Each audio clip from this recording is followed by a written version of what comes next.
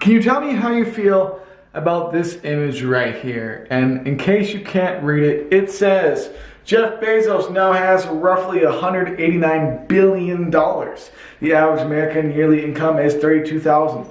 How long would it take the average worker to make the same amount that Jeff Bezos has? And it would be 5.9 million years. Now that sounds incredible. That sounds like it matters. It sounds really big, like a lot of numbers, but it means nothing. Even though at the bottom of it, it says, this level of inequality is a crime against humanity. And this thinking goes along with the idea that the rich, that the people who make a lot of money, that the Jeff Bezoses, that the Elon Musks, that the owners of Facebook and the owners of all these different companies like Google and so on and so forth are out there to get you. They're out there to ruin your lives. They're taking money from you. They are the reason why you're facing all of your economic problems. And we need to solve this inequality, blah, blah, blah, so on and so on. And this is both a complete lie. This is a mischaracterization. And this is painting people, this paints businesses, like myself, I'm a business owner. And it paints companies that are just getting started, and all of them who are doing good. Don't get me wrong, there are some that are corrupt and that are bad. That's completely true. We should get rid of those, we should take care of them. But it paints all the others in a very bad light, because it paints the picture that building wealth and that being successful and that generating lots of money and that having a large net worth is a problem, when it's not, it's good. And I'm going to go through right now exactly why this is the case, and why, number one, you should appreciate, love, and want the rich to actually get richer. They are not the enemy. And I'm also going to go through why and how we should, though, all help contribute. We should all help give to the world, including those who are wealthy and those who are not that wealthy. We all need to contribute. In order to improve this world, to make it better, it needs to come from everyone. So first of all, let's talk about the inequality argument. Basically stating that if there is a large difference between the lowest earners in a government or any location or in a country versus the highest earners, that there's a problem with that there's an issue and it needs to be redistributed. However, if you understand basic, I'm talking about the most basic fundamental economics class you could take as a third grader. When you have a business that is profitable, as all businesses are usually designed so they can continue growing and developing better products and services and better serve their customers and expand and grow to make other businesses and to expand and so on and so forth.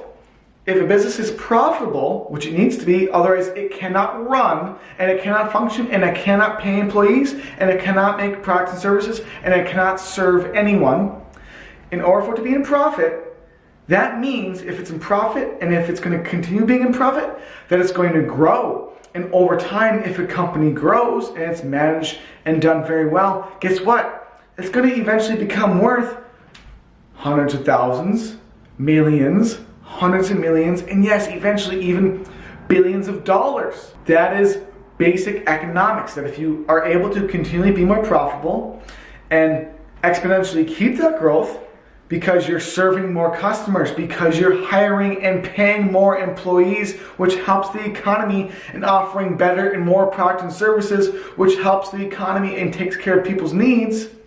Because you're doing that, and because you're being in profit, you will continually grow in profit, which means that, of course, it's obvious you're going to increase your total income and increase your net worth, and the companies are going to keep growing.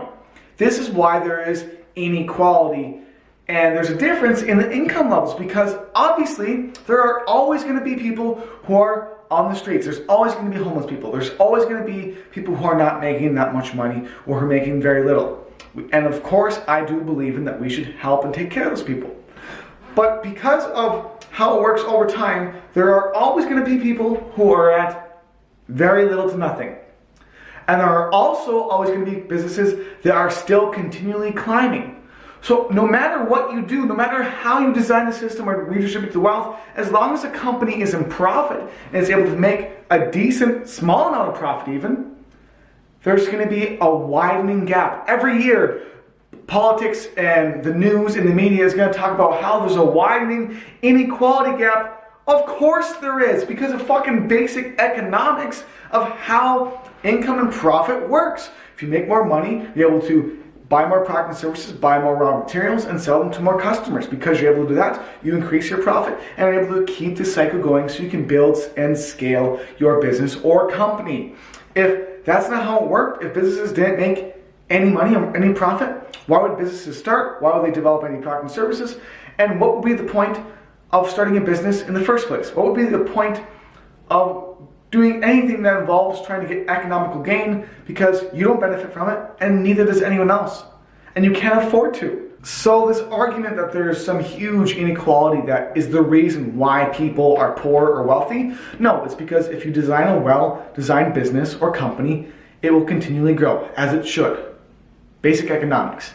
Now let's imagine as well that if you're at the bottom level, you're at or near the poverty line, you're more likely to stay near that line. You're not necessarily going to if you make certain decisions that can help you get out of it, if you change your circumstances, if you get a certain job, or you can move into a higher position and increase your earnings over time, you should at least slightly improve. There are going to be people who are at that bottom level no matter what. It's going to exist for the eternity of time until we develop a utopia, which most likely will never happen. So number one, the idea that inequality is the issue of all the problems, and we need to get rid of inequality and get rid of the difference in incomes, that will never happen, because there will always be this base level of people who are living in a certain very low point, and businesses will continue to profit as they should. Otherwise they can't run, they can't produce product and services, and they can't employ people. So that inequality argument goes down the drain. Number two, we are going to go over the idea that we need to take all of this money from all of these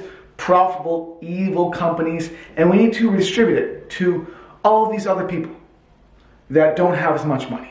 Now, there's a few things that are wrong with this idea, and I'm going to go over them right now. Number one, most people don't realize that most large corporations and large companies actually don't profit that much. Let me explain. If you look at Walmart, they actually only have, I believe it's between a 2 and 3% profit margin.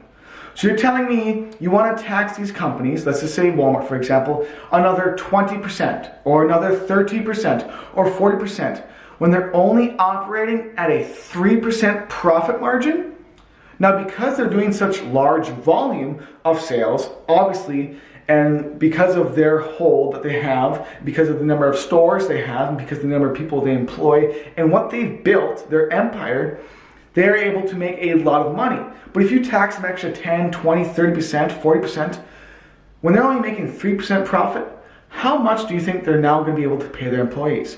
How much more are they going to have to charge in their products and services that will then affect all of the consumers that go to Walmart, which is basically everyone in the United States and almost everyone across the world where there's Walmarts? You have to realize that a lot of businesses, the vast majority of them, need to have tax breaks in order to function. They need to have write-offs, otherwise they will not be in profit.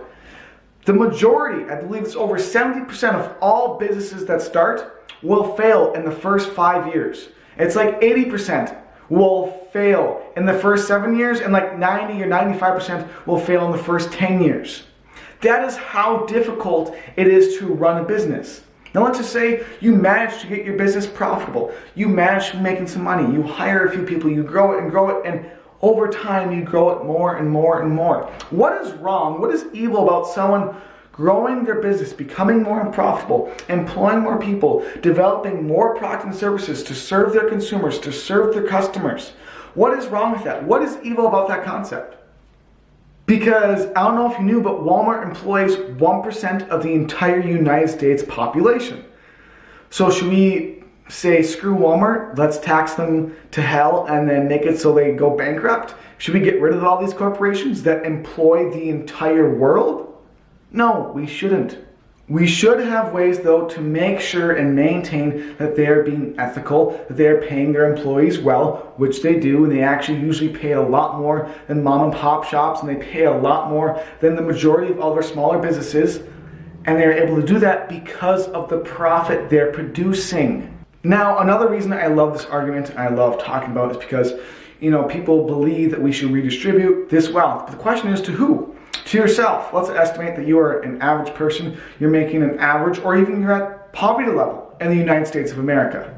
Number one, if you live in the United States, you are in the top 1% of the best countries to live in the world.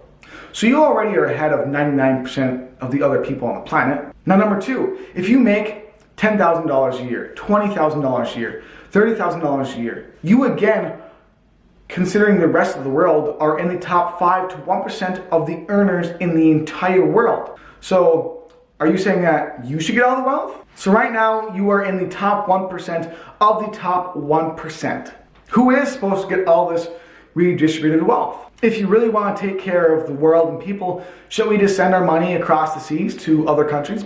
Because you are in the 1 percentile. But that's a iffy comparison. So let's just go with, we should distribute some of the wealth to the people who are in the bottom 10 or 20%. Guess what? We already do that. We already have programs in the United States that already take care of those things, that already take care of the people at the bottom. There are programs, there are services, there's welfare, there's food stamps, there's other things that do take care of those people that are already in place. Now you might argue, wait a second, we have these programs in place, but they're not doing anything. They suck. They don't take care of people's needs. That's actually not true. If you look at the historic decline in poverty rates, in hunger across the world, we are at a historical decline of poverty, of hunger, and that's basically for every single negative metric that you measure by, they are declining, and all the positive good metrics are going up, especially if you look at over the past 100, 200, 300 years. And if you go even longer, you see that we are actually, as a nation, especially in the United States, but also across the world, everything is actually doing very well. The media tells you that it's not, but actually the world, poverty is going down, hunger is going down, mortality, how long you're gonna live is going up across the entire world. So is capitalism, is profit really that bad? Now, some people also argue that it's unethical because these people don't deserve to make all this money. You're telling me that if someone works for 20, 30, 40 years of their life, non-stop, and also the people who are usually in the CEO, CMO, in these top positions, don't work 40-hour work weeks. They work like 50, 60, 70, 80-hour work weeks. You're telling me that these people who work a lot longer and a lot harder than the rest of the population, who use their talents, who are willing to go in hundreds and possibly millions of dollars in debt and risk their basically entire livelihood for practically their entire life for 5, 10, 15, 20 years, that person who's also employing eventually over time hundreds of thousands, possibly even millions of people, and that person who's creating product and services that are liked and loved by consumers such as yourself, are you telling me that person doesn't deserve to live extremely well off for the rest of their life? If you put in the time, energy, blood, sweat, tears, and you risk your entire livelihood basically for decades, I think you should be able to live and do as you like, while also serving and giving millions of people the product and services that they love and use every single day. So what is the solution? What do we need to do in order to take care of those at the bottom and to make sure there's less corruption at the top? Number one, I believe that ethics, morals, and logic need to be used in all of our operation, in our daily lives, to make sure that we are all operating at the best level we can in terms of how we are producing and how we are acting in our lives. Number two, if a corporation, a company, or a business, or a person is corrupt, let's shut them down. Let's get rid of them. That makes complete sense. I think everyone is all for that. Number three, there needs to be a move towards self-responsibility. Because in my own circumstances, in my own family circumstances, we were right about to be homeless. But because of what we did, because of how my parents worked, they got our family and ourselves out of that situation. Now, not everyone is capable of doing that, but a lot more people than you would assume are capable of doing that, which is why I'm always an advocate for self-responsibility for your emotions, for your circumstances, and how you live. The majority of people are capable, not always going to, but are capable of moving up in life. Now, for those who don't, we have programs for that. We have a lot of programs and services in place. Maybe we could develop one more or a few more, but we already do have a structure in place to take care of those people. Now, I always believe that we need to continue striving to take care of everyone equally. We need to make sure we are taking care of those in need and those that need it and are incapable of taking care of themselves. That always is progress that we should be searching for. We should always be trying to become better ourselves and also in our community and how we act in the world and how we take care of the people around us. So my friend, let me know your thoughts about what I've just gone over. Let me know what you think about inequality, what you think about people who are rich, who are making lots of money, if you think they're evil, if you think they're not evil. And with that being said, I will see you in another video very soon.